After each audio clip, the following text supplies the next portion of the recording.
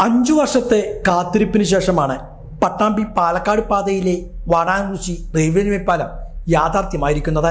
കിഫ്ബി പദ്ധതി പ്രകാരം 32.49 കോടി രൂപ ചെലവഴിച്ചാണ് മേൽപ്പാലം യാഥാർത്ഥ്യമാക്കിയിരിക്കുന്നത്. മേൽപ്പാലത്തിലൂടെയുള്ള വാഹന ഗതാഗതം തുടങ്ങി. താൽക്കാലികമായാണ് പാലം വാഹന ഗതാഗതത്തിന് തുറന്നുകൊടുത്തതെന്നാണ് അധികൃതരുടെ വിശദീകരണം. ബസ്സുകൾ ഉൾപ്പെടെയുള്ള വാഹനങ്ങൾ ഇപ്പോൾ റെയിൽവേ മേൽപ്പാലത്തിലൂടെയാണ് കടന്നു പോകുന്നത്.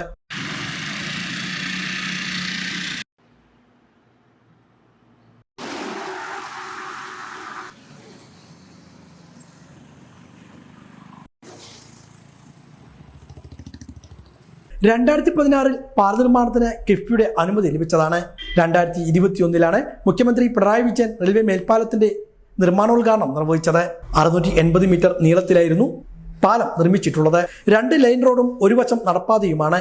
10.15 മീറ്റർ വീതി പാലത്തിനുണ്ട്. ഇരുഭാഗത്തുമുള്ള അപ്രോച്ച് റോഡിന്റെ നിർമ്മാണവും പൂർത്തിയായി കഴിഞ്ഞിരുന്നു.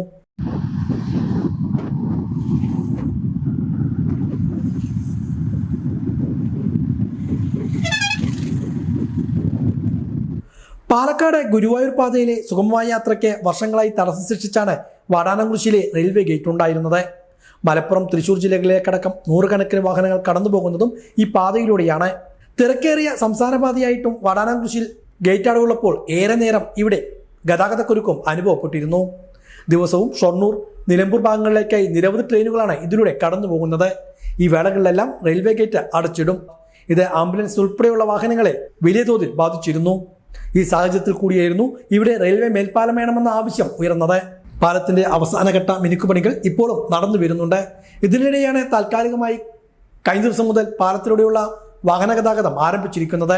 ഔപചാരികമായ ഉദ്ഘാടനങ്ങൾ നിയമസഭാ തെരഞ്ഞെടുപ്പ് ഫലം വന്നതിന് ശേഷം മാത്രമേ ഉണ്ടാകാൻ സാധ്യതയുള്ളൂ. എന്തായാലും മേൽപ്പാലം ഗതാഗതത്തിന് തുറന്നുകൊടുത്തോടെ വലിയ ആശ്വാസത്തിലാണ് ഇതിലൂടെയുള്ള യാത്രക്കാർ.